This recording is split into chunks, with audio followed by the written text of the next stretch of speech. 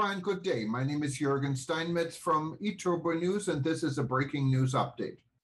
For more news updates and shows, please go to youtube.com/travel news group. youtube.com/travel news group. Here's our update. How do Russian people react to Western sanctions? Aeroflot, the national airline carrier of the Russian Federation, is encouraging staff, including air traffic controllers, to change their names. A staff member working for the airline at Sheremetyevo International Airport in Moscow talked to eTurboNews, explaining the situation with the assurance to remain anonymous. With sanctions in place, many employees of those working for the national Russian carrier are no longer able to travel to Europe, North America, and other countries that imposed sanctions. The government-controlled SkyTeam airline is helping staff to facilitate name changes to avoid being targeted by foreign sanctions. If this is going on for lower-ranking jobs, changing names is most likely big business in Russia at this time. Those with money may have a more urgent interest in this scheme. Some of the Russian oligarchs are a direct target for those countries with sanctions in place. According to numerous eTurboNews sources in several European Russian cities, ordinary people in Moscow and the rest of Russia are struggling with high prices and are scared and uncertain about their future. Many are misinformed and unaware of the current situation. Many projects in urban areas are on hold, shortages in stores become obvious, and crimes are up. Vegetable oil prices are necessary for cooking and are often now unaffordable in Russia. There are strict regulations about the quantity of oil one person is allowed purchase. The same is true for sugar. Sunflower oil was imported from Ukraine in the past. Similar shortages and price hikes had been reported from Turkey.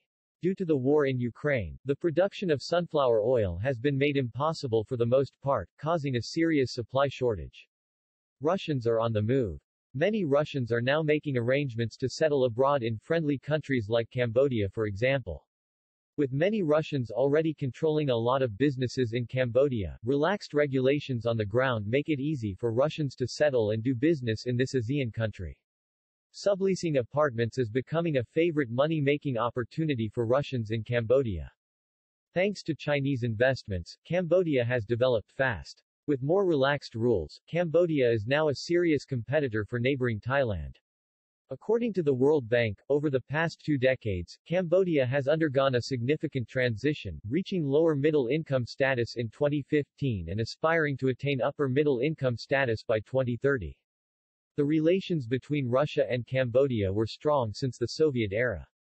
Massive numbers of Russians arrived in Georgia since Russia's invasion of Ukraine. Russians have been struggling to find affordable accommodation in all of Georgia's major cities. Many can be seen wandering around the capital, Tbilisi, with their suitcases and often even their pets. Turkey, Central Asia, Armenia, and the South Caucasus are on the list of Russians fleeing. A new currency pool may push the US dollar and euro on a sideline. Rumors from a source in Saudi Arabia are going around about a new global bucket of currencies being established as an alternative to the euro and the US dollar. Within the bucket of currencies, the Russian ruble, Chinese yuan, Saudi rial, Indian rupee, and others may play a role. The Chinese yuan rose last week after Dow Jones reported that Saudi Arabia was in talks with China to price some of its oil sales in that currency, instead of the US dollar. China and Russia become good friends. China and Russia not only share the longest border of any country in the world, but both nations are currently benefiting from a newly polished and more important opportunity for a win-win relationship. Items under sanctions in the West are often produced and easily sold in China. A more active market is rapidly developing between China and Russia.